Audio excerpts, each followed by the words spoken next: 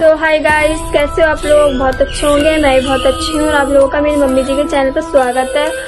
और मम्मी जी आप लोगों के लिए स्टोरी लेके आ चुकी है और स्किप करके मत देखना, ऐसा आप लोगों को समझ में नहीं आएगी। तो चलो शुरू करते हैं। मैं आपके लिए न्यू स्टोरी ला चुकी हूँ।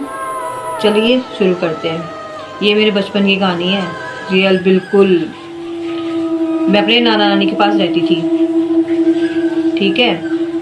तो एक दिन क्या हुआ, ये तो मेरे नानी जी का घर है, इसके 2 घर छोड़ के जहाँ डामर बनता है, डामर, वो फैक्ट्री थी।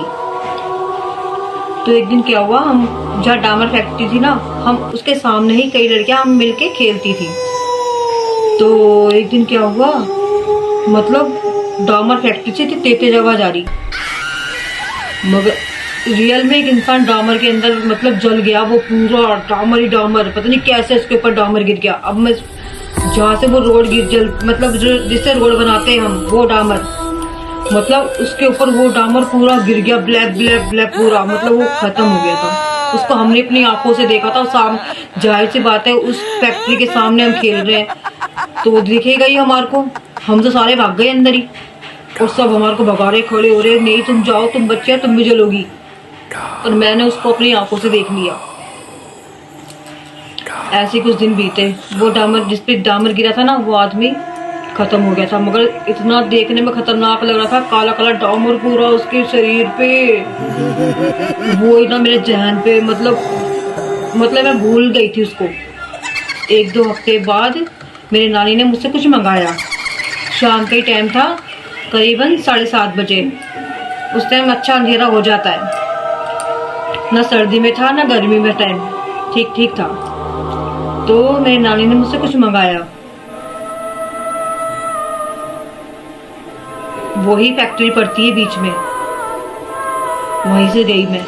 जाते समय तो मुझे कुछ आवाज नहीं आई, आते समय मैंने देखा। वैसे मुझे आज तक कुछ नजर नहीं आया, उसमें भी मुझे कुछ नजर नहीं आया,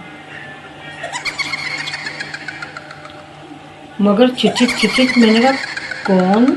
इतनी होशियार थी मैं कि मुझे अच्छी चीज बुरी चीज का सब मतलब था। मेरी सीधी नजर गई डामर की फैक्ट्री पे। मतलब पता नहीं क्या चमक रहा था, आँख थी क्या था, कुछ नजर नहीं आ रहा था। बस कुछ 2 रोशनी को हीरे से चमक रही हूँ, बस हीरे से चमक रही हूँ बस। और जिसमें दरवाजा बंद है, मतलब पूरा बंद है वो फैक्ट्री। और वो मुझे मतलब 2 आंखें दिख रही है। आंखें थी, भगवान जाने क्या था, इतने नब की तरह चमकती 2 आंखें, ऐसे जैसे बड़ी फटी वो आंखें थी। क्या था आज तक मुझे नहीं पता चला, पर मैं इतनी दहशत में, तो मेरे पैर वही जम गए। पहले मैं सोची मेरी कोई फ्रेंड मुझसे कुछ वो कर रही है, फिर मेरे घुमा फिरा के देखा तो मेरी निगाह वही टिक गई। मतलब ऐसे कोई, जैसे मुझे फैक्ट्री के पीछे से कोई देख रहा हो। आज तक भी गाइस वो हादसा मेरे, मतलब बता रही हूँ ना आपको, मेरे मतलब सांस से ऊपर नीचे हो रही है, क्योंकि वो सारा मंजर मेरी आंखों के सामने ही आ गया, पूरा का पूरा।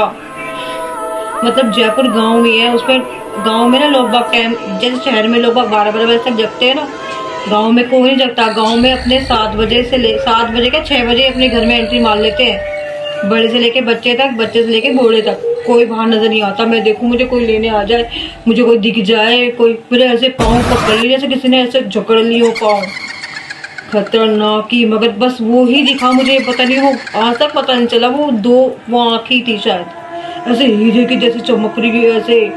ऐसे तो इंसान आंख भी तो झपकाए, मगर था क्या वो? पर गाइस वो आँखी थी जो मतलब फैक्ट्री के पीछे से मुझे देख रही थी और चिच करके बुला रही मेरे को। पता नहीं भगवान क्या मेरे लिए दिया, मेरे माता पिता का आड़े आया जो मैं वहां नहीं गई।